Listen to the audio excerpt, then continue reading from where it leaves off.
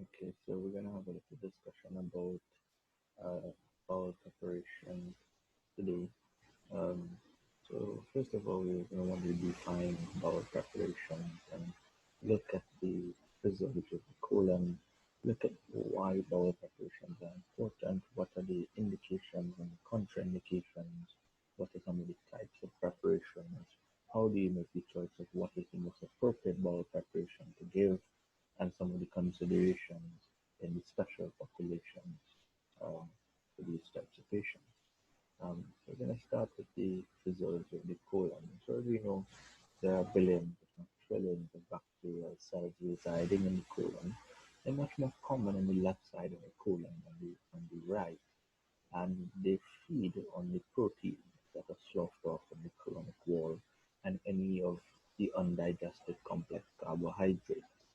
So essentially, these bacteria get their food from one, the the carbohydrates that we do not digest, the proteins that slough off of the wall of the colon, as well as um, uh, any of the other digested foods. Now, their purpose is that they provide a sort of a barrier function. They have an immune function and a nutritive function as well. And in turn, what they do is that they produce these short chain fatty acids, which are principal source of nutrition for the colonocyte. It is actually one of the main sources of nutrition for the colonocyte or the cells of the colon.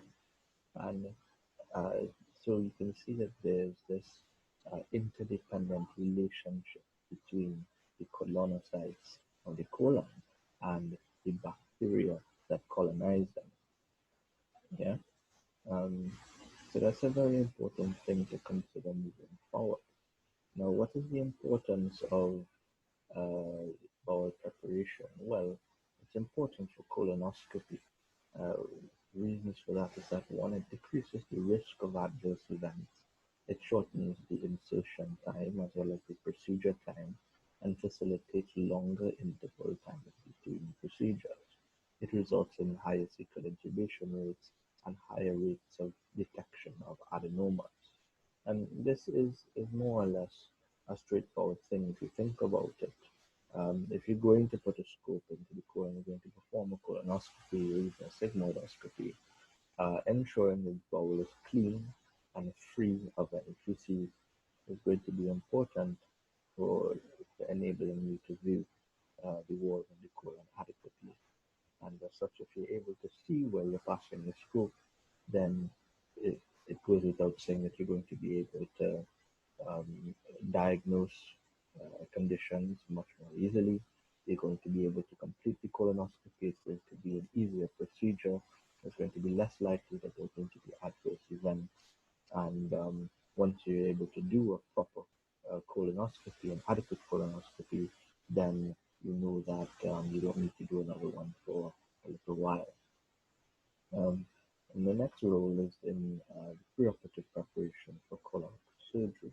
Now, traditionally, bowel preparation has been associated with a lower incidence of anastomotic leak, but the data suggests that there's no difference in leak rate um, whether you use bowel preparation or not.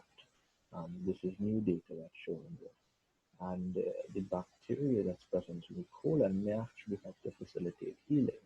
Remember, we mentioned that the colonocytes are dependent on the short chain fatty acids that are produced by the bacteria.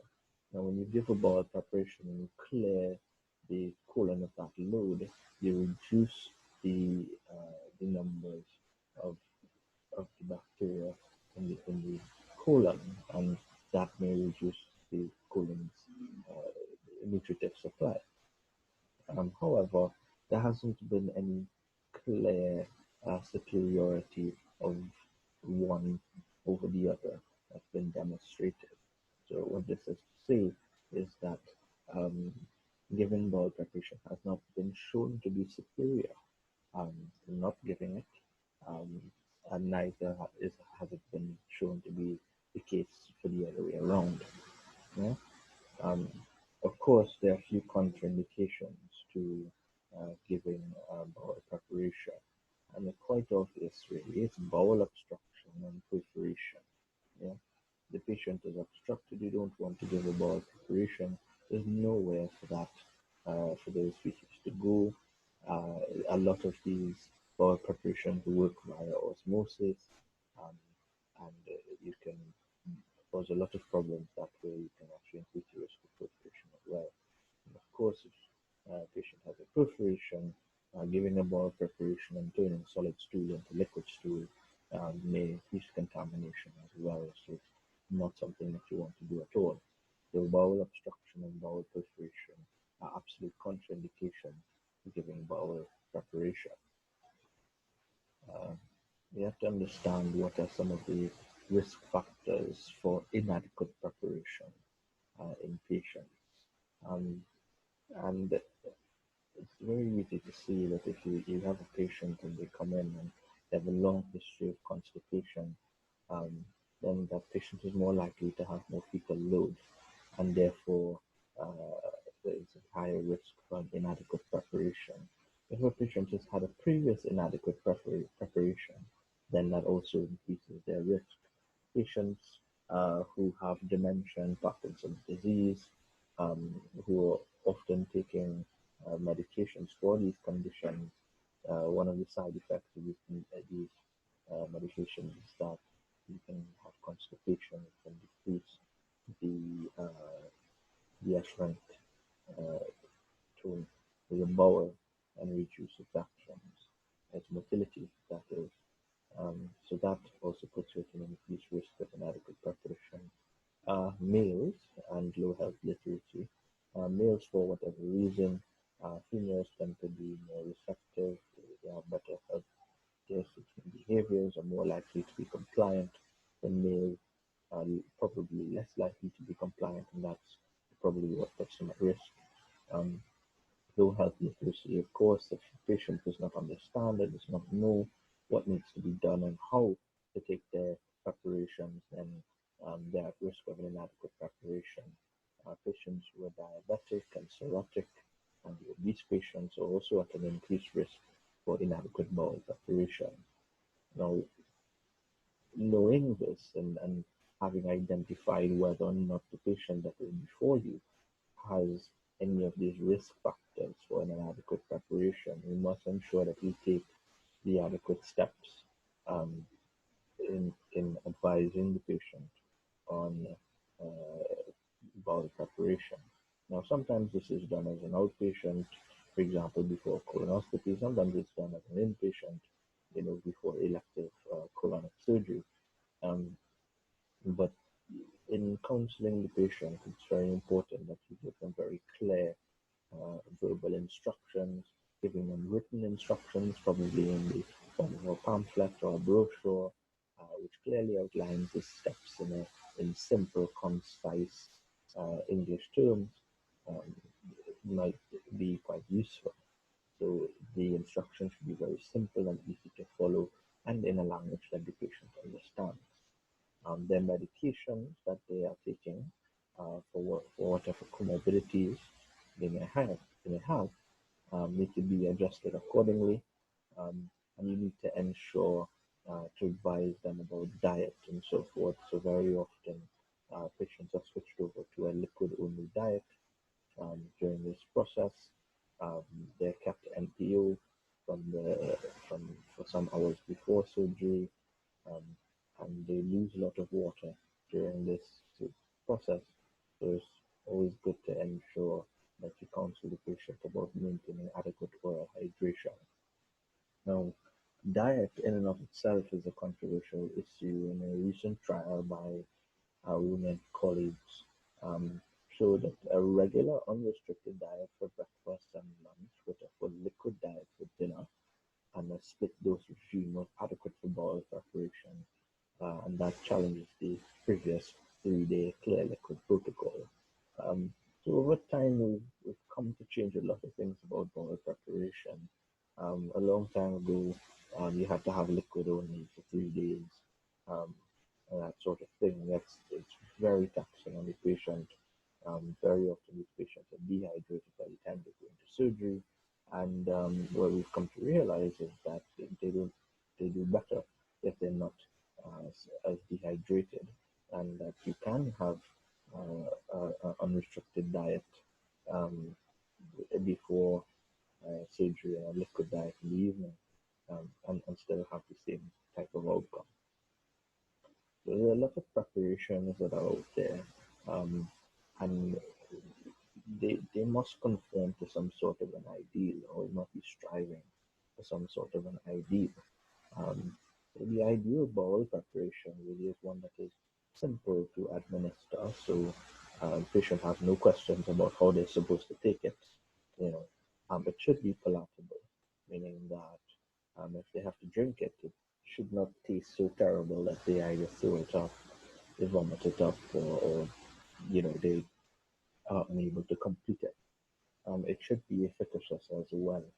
Um, so of course, there's no point in doing it if it's not effective. It should be well tolerated. Again, if patients vomiting it back up, then there's no point to it. It must be cheap, so it must be affordable, and it must have the least impact on the patient's lifestyle. And this is a big one because a lot of patients are just running back and forth to the bathroom while they're doing the bowel preparation. It's not a pleasant thing at all for patients to go through. So in summary, it must be simple to administer, palatable, efficacious, well tolerated, cheap, and have as little impact on the patient's lifestyle as possible. There are several types of bowel preparations. The mechanical bowel preparation, chemical bowel preparation. Um, we are quite accustomed to using mechanical bowel preparation in clinical practice. Um, a chemical bowel preparation, on the other hand, usually involves additional oral antibiotics. It's widely accepted, however, it is not really well validated. Um, and the antibiotics that are given are usually the erythromycin or neomycin, sometimes ciprofloxacin or metronidazole. Um, but the problem with chemical bowel preparation is that it is thought that giving these antibiotics is going to decrease your bacterial load even more so than mechanical bowel preparation. And while a significant decrease in the number of surgical site infection was noted when you add oral antibiotics to the bowel preparation, there was no significant difference in the rates of anastomotic leakage when the oral antibiotics were used. So while it might decrease the risk of SSIs, it doesn't really make a difference when it comes to anastomotic leak. Um, so, giving it is not going to give you that much of a benefit. Anyway, some of the mechanical bowel preparations, there's polyethylene glycol, very difficult one to swallow, I must admit. Um, it is designed to be osmotically balanced so that it limits the exchange of fluid and electrolytes across the colonic membrane. And usually, um, you, patients use 4 liters of the preparation one day before colonoscopy. The volume was then reduced to 2 liters in the morning, 2 liters in the evening. Um, it's very easy to administer. You just drink it, but it doesn't taste good at all. Um, a better tolerated meal split dose regimen, as I mentioned before, 2 liters in the morning, 2 liters in the evening, and it is quite cheap. However, this is not something that's used often in the modern day practice at all. And mainly it is because it does not taste good and it requires drinking a large volume of fluid, and it's very difficult for patients to adhere to this type of protocol. More commonly, we use sodium phosphate. It is simple to administer, it doesn't taste too bad, it is more efficacious than polyethylene glycol. It is also well tolerated, but it does risk um, acute phosphate nephropathy. Now, a lot of RCTs have suggested equal effectiveness and better tolerability of sodium phosphate compared to polyethylene glycol. Um, it is also available as a tablet, but those tablets require a lot of tablets to be taken 32 to 40 per day. It's not really very practical. Um, but it is, unlike the polyethylene glycol, it is associated with shifts in fluid and electrolytes. So you have fluid shifts, there's a risk of hyperphosphatemia, electrolyte abnormalities, um, very uncommonly tonic-clonic seizures and mucosal damage. Sodium picosulfate, again, something much more commonly used in the modern day practice. It is a prodrug, meaning that it is not in its active form at the time when it is taken. It it is hydrolyzed by bacteria in the colon into its active form when it is in the bowel, and it causes a transfer of fluid and electrolytes into the bowel lumen. So it is both a stimulant and osmotic laxative. It's very simple to administer because it's a small volume that is relatively palatable. Patients just have to drink 150 mils in a split dose regimen, and that increases the patient's ability to adhere to it. It's much more palatable, easy to take, um, and it is just as effective as polyethylene glycol. It's also quite cheap, um, and with it, however, patients need to be adequately hydrated. Yeah. Um, some of the special populations that we need to think about are older adults, patients with heart failure, renal insufficiency, and end-stage liver disease, as well as the pregnant patient. Um, you know, for all of these special populations, polyethylene glycol is actually the preferred preparation, and the reason for that is because of its osmotic inactivity. It doesn't cause much changes in fluid and electrolytes in these groups of patients, which, as you can imagine, in patients with heart failure, renal insufficiency, and end-stage liver disease, may not be able to tolerate that very well. Older adults are also at an increased risk of electrolyte abnormalities and fluid abnormalities. So fluid shifts and electrolyte changes are not so well tolerated by those patients. Um, so polyethylene glycol the is thought to be the best bowel preparation for those patients. But what does the evidence say? The Cochrane systematic review in 2011 looked at the outcomes and it looked at mechanical bowel preparation for elective colorectal surgery, and the primary outcome showed that there was no difference in the rate of anastomotic leak.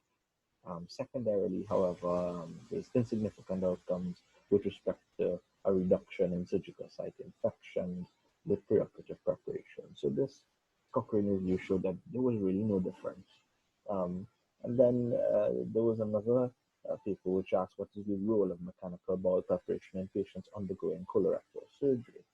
Now, smaller studies showed increased anastomotic leak rate with bowel preparation. I was thought that this might have something to do with in fact, the bowel preparation turns solid stool into liquid stool and therefore increases its risk of leaking and contamination.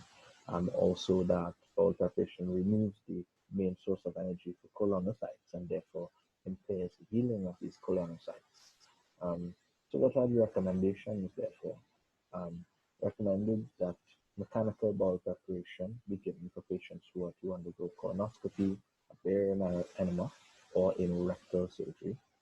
It may decrease the bowel bulkiness for easier handling in laparoscopic surgery, but there's no level one evidence for that. And also, it's worthwhile noting that in laparoscopic colonic surgery, it's done usually using a no-touch technique, so it's not so relevant in such a case. Yeah? Sodium picosulfate is the recommended preparation once it is appropriate. A low volume of polyethylene glycol is a good option in special populations. Chemical bowel preparations are not suggested, but if the surgeon prefers that, then that's fine. And prophylactic IV antibiotics must be given at least 30 minutes before the skin incision and repeated if there's massive blood loss or more than a surgery lasting more than 4 hours. But I think this has changed a little bit now. It is said that the prophylactic antibiotics must be given within 2 hours of making the skin incision. However, if it is given more than 2 hours before the skin incision, then there is no impact on the risk of surgical site infection.